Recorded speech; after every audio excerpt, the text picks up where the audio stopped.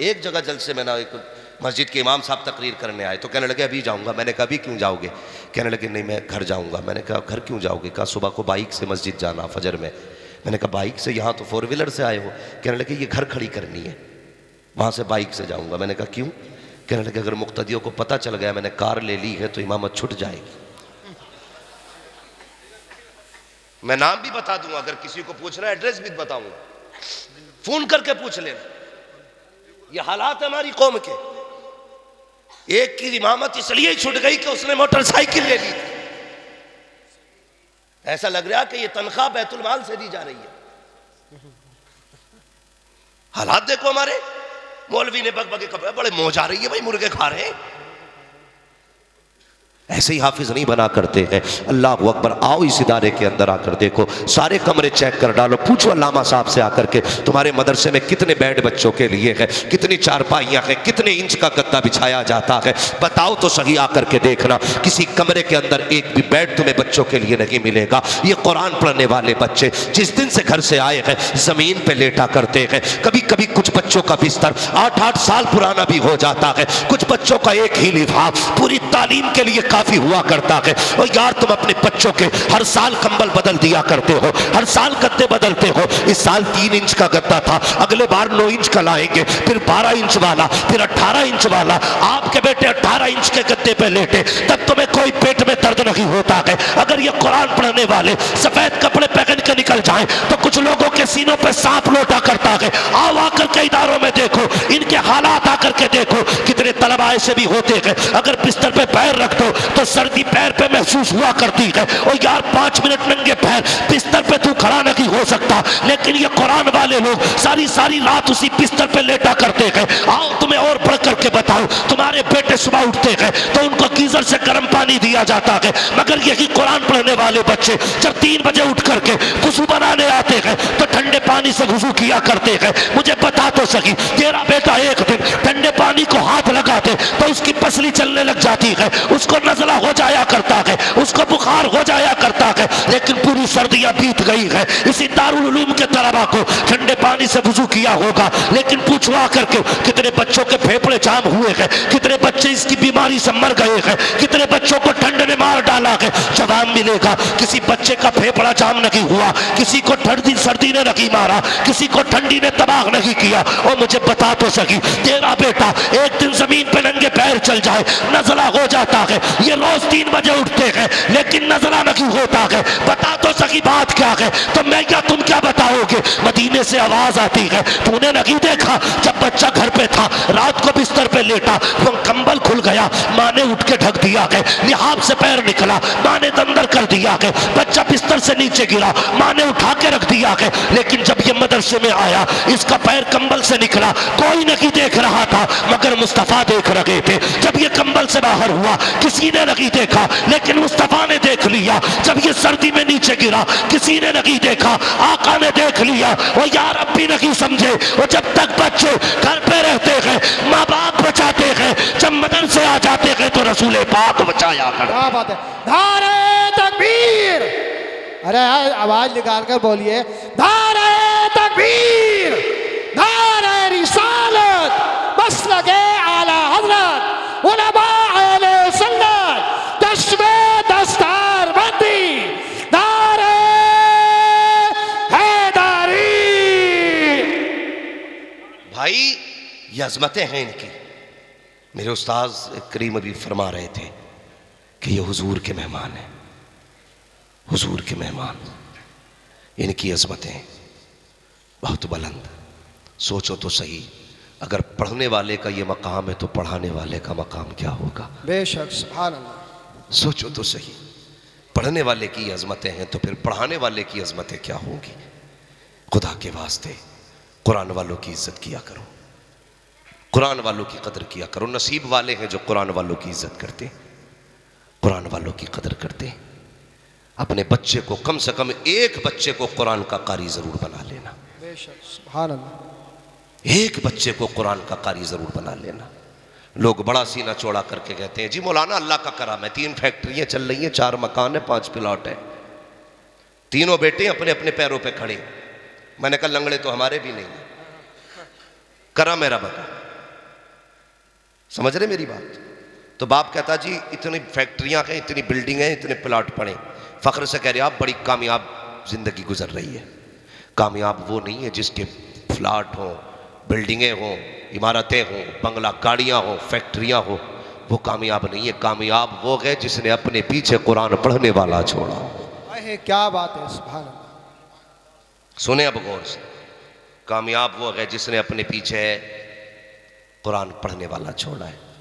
اور میں تو اکثر کہتا ہوں یار، گھر میں چھوٹے بچے ہیں نا، انہیں دین کا ماحول دو، دین کا ماحول دو، علم دین سکھاؤ۔ اور کبھی کبھی امیروں کو بڑا گھمنڈ ہوتا ہے، جی کیا ہو گیا، مروں گا نا تو میں تو جس پیر کو چاہوں گا 10,000 دے کے بلا لوں گا، پڑھا جائے گا جنازے کی نماز۔ یہی سوچتے رہتے ہیں نا، ذرا دل پہ ہاتھ رکھ کے بتا۔ میں سلام کرتا ہوں ان ماں باپ کو جنہوں نے اپنے بیٹوں کو حافظ، قاری، مولوی، عالم بنایا ہے۔ کیوں؟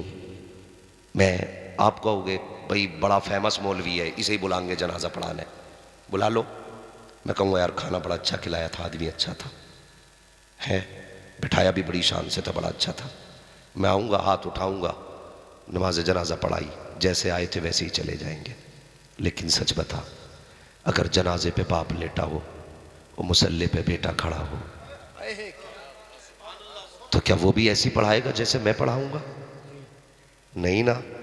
اگر جنازے پہ باپ لیٹا، مصلی پہ بیٹا کھڑا ہے، وہ دیکھے گا جنازے کو، دل میں کہے گا یار اب آج یہ وہ لیٹا ہے جس نے مزدوری کر کے میرے مدرسے کا خرچ اٹھایا تھا، بے شک۔ یہ وہ لیٹا ہے مالک جس نے میرے مدرسے کی یونیفارم کے لیے اپنی جیب کا پیسہ کاٹ کے مجھے دیا تھا۔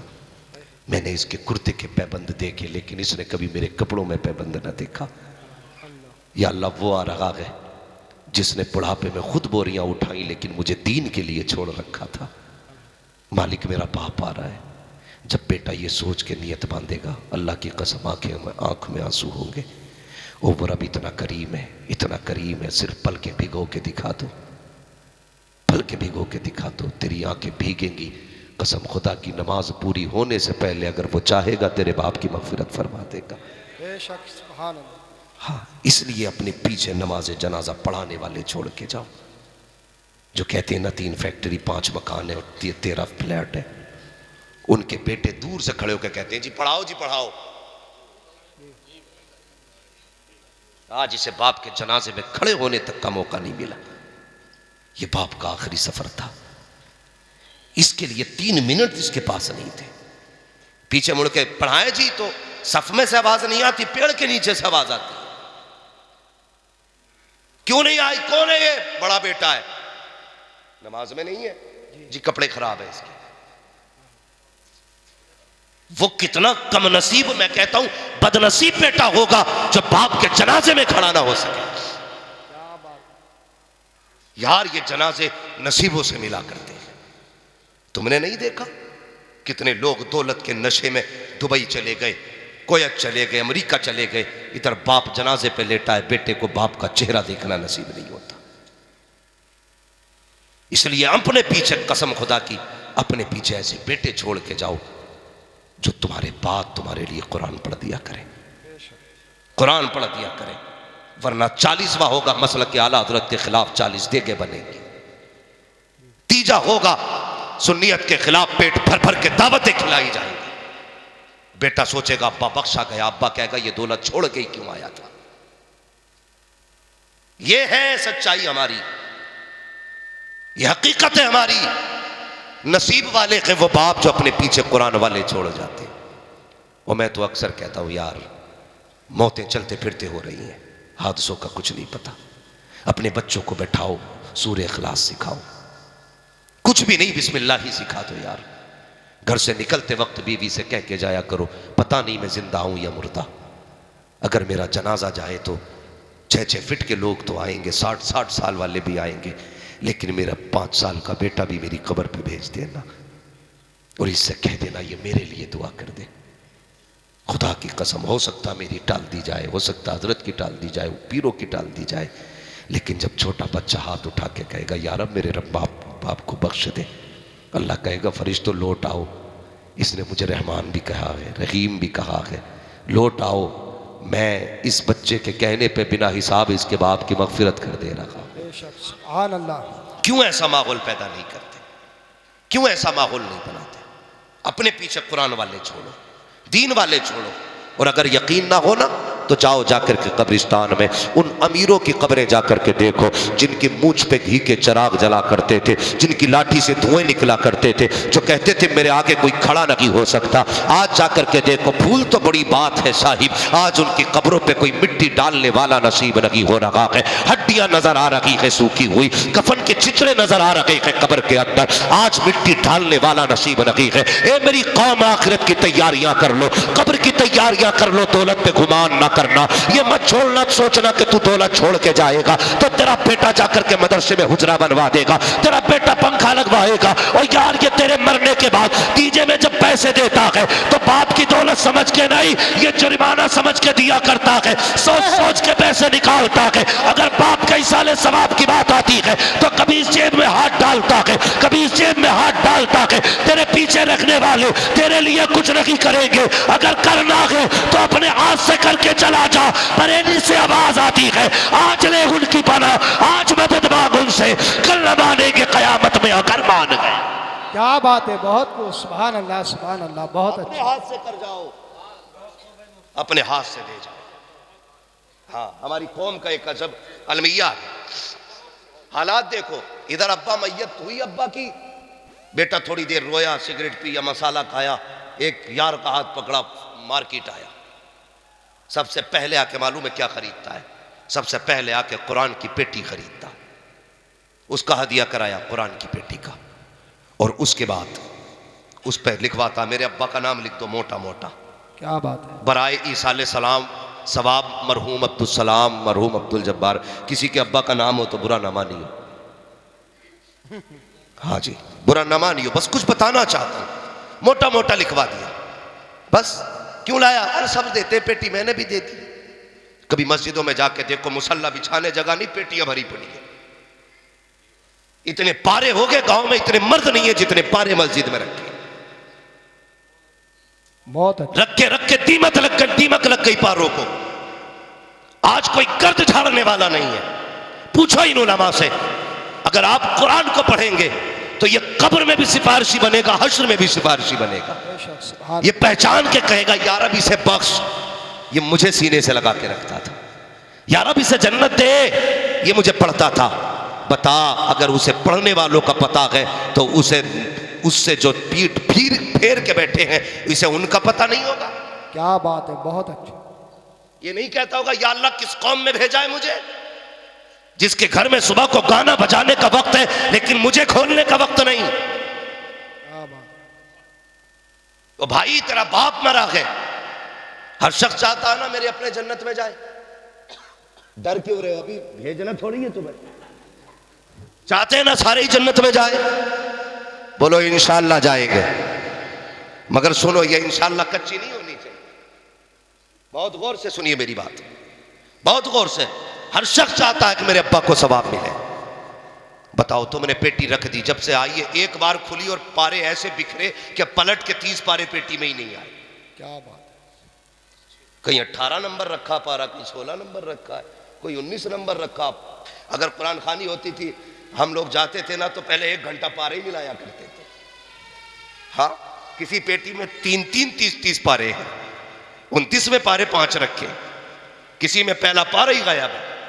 یہ حالات پیٹیوں کے ہو جاتے ہیں۔ ہماری قوم مگر یہ سمجھتی ہے یہی جنت میں جانے کا طریقہ ہے۔ پیارے ثواب تب ملتا ہے جب قرآن پڑھا جاتا ہے۔ قرآن اس وقت ہو جب پڑھنے والے موجود ہو اور اسے پڑھایا جائے، صرف پڑھا جائے اسے۔ دیمک کے رکھانے کے لیے نہ رکھا کرو، گرد لگانے کے لیے مسجد میں نہ لایا کرو۔ اگر چاہتے ہو باپ کا انتقال ہوا ہے اور وہ جنت میں جائے تو مارکیٹ نہ جا، ادارے میں آ جا، علامہ سے آ کے پوچھ، وہ بچے بتاؤ جن کے کپڑوں پہ گرم کپڑے نہیں ہیں، جن کے بدن پہ حضور کی رضا کے لیے گرم کپڑے دلانا چاہتے چاہتا ہوں وہ کمرہ دکھاؤ جہاں بیٹھ کے قرآن والے پڑھا کرتے ہیں. اگر گرمی میں پڑھتے ہیں تو پسینے آیا کرتے ہیں, ان کے گرم کمروں میں ٹھنڈی ہوا کا انتظام نہیں ہوتا ہے. ان سے کہو حضرت باپ کا ایصال ثواب کے لیے ایک کولر لگانا چاہتا ہوں, باپ کے ثواب کے لیے ایک پنکھا لگانا چاہتا ہوں. یہاں کے بچے گرم پانی پیتے ہیں, میں طلبا کے لیے باپ کے ایصال ثواب کے لیے ایک فریج دینا چاہتا ہوں. اور یار دعوے کے ساتھ کہتا ہوں 50 سال بعد بھی اگر تجھے کوئی دعا دینے والا نہ ہو اور تیرے ہاتھ کا لگایا ہوا اگر پنکھا موجود ہے, تیرے ہاتھ کا دیا ہوا اگر فریج موجود ہے, تیرے ہاتھ کا دیا ہوا اگر فرش موجود ہے, اگر اس پہ بیٹھ کر کے یہ قرآن والے قرآن پڑھیں گے, کوئی دعا کرے نہ کرے ٹھنڈی ہوا پنکھے کی آئے گی, ادھر ان کا بدن ٹھنڈا ہوگا, ادھر اللہ تیرے باپ کی قبر کو اپنی رحمت کی ہواؤں سے ٹھنڈا فرما دے. کیا بات ہے, بہت اچھی, سبحان اللہ.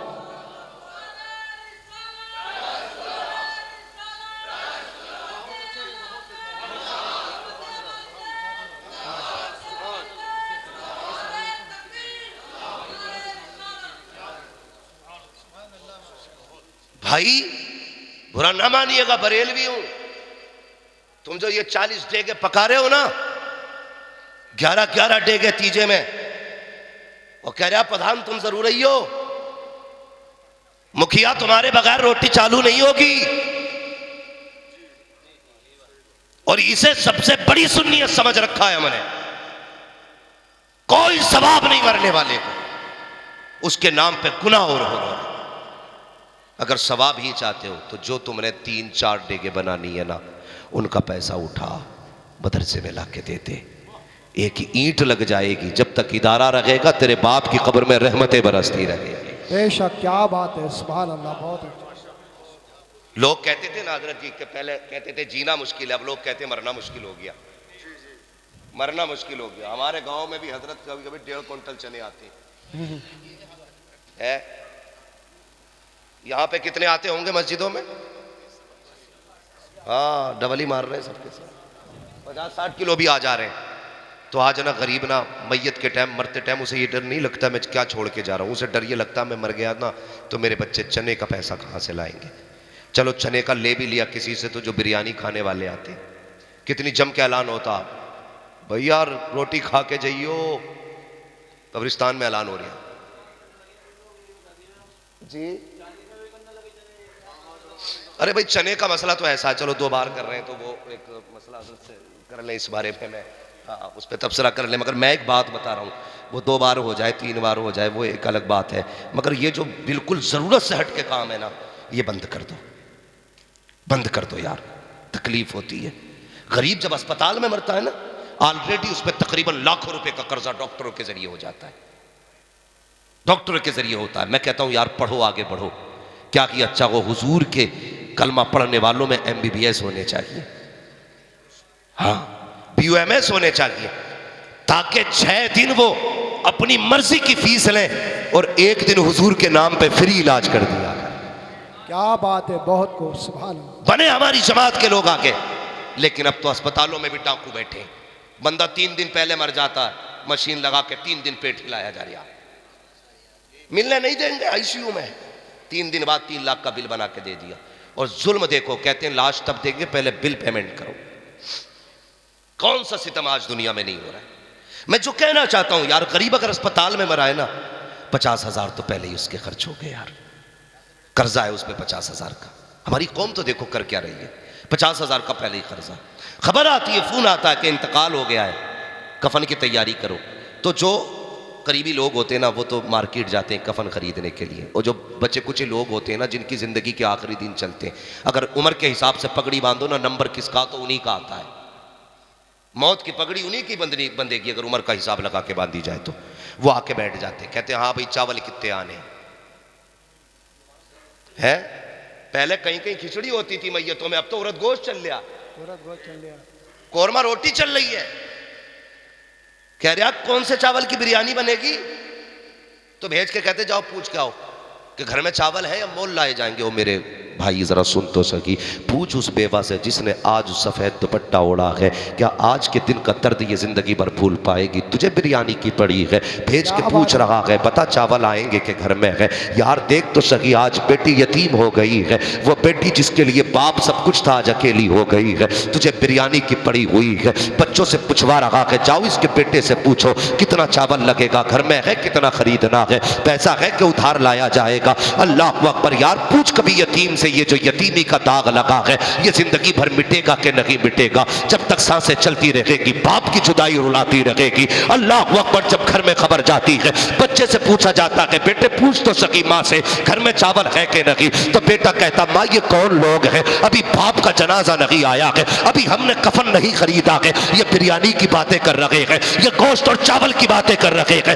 انہیں ارد روٹی کی پڑی ہوئی ہے۔ بیوہ آنکھ میں آنسو بھر کے کہتی ہے، بیٹے یہ نہ پوچھ یہ کون لوگ ہیں، بتائیے چاہتے کیا ہے؟ کہا یہ پوچھ رہے ہیں چاول گھر میں ہے کہ لائے جائیں گے؟ بیوہ آنکھ بھر کے کہتی ہے، اے بیٹے کیا بتاؤں، کئی دن کا فاقہ تھا، جو زیور تب بھیج کے باپ کے علاج میں لگا دیا، جو اناج تھا وہ بھی بیچ ڈالا تھا، قرضہ لے کر کے ہم نے باپ کا علاج کیا تھا، اب ان سے کہہ دے ہمارے گھر میں ایک دانہ نہیں ہے، جاؤ جا کر کے خرید لو، ہم قرضہ بعد میں بھرتے رکھیں گے۔ اور میری قوم کے جوانوں، اگر ایک دن میت کی روٹی نہیں کھاؤ گے تو مر نہیں جاؤ گے، اگر بیوہ کو پریشان نہیں کرو گے تو تباہ نہیں ہو جاؤ گے، اور تمہیں خدا کا واسطہ یہ مسلک اعلیٰ حضرت نہیں ہے، مسلک اعلیٰ حضرت یہ کہ اگر تجھے پتا چلا تھا کہ کوئی غریب دنیا چھوڑ کے چلا گیا ہے، اپنے پیچھے بیٹی چھوڑ کے گیا ہے، یتیم بیٹا چھوڑ کے گیا ہے، اور یار بھوکا نہ جاتا، اپنی جیب میں 500 کا نوٹ جاتا لے کر کے جاتا اور میت کے گھر پوچھتا، جا کے کہتا بتاؤ اس کا بیٹا کہاں ہے،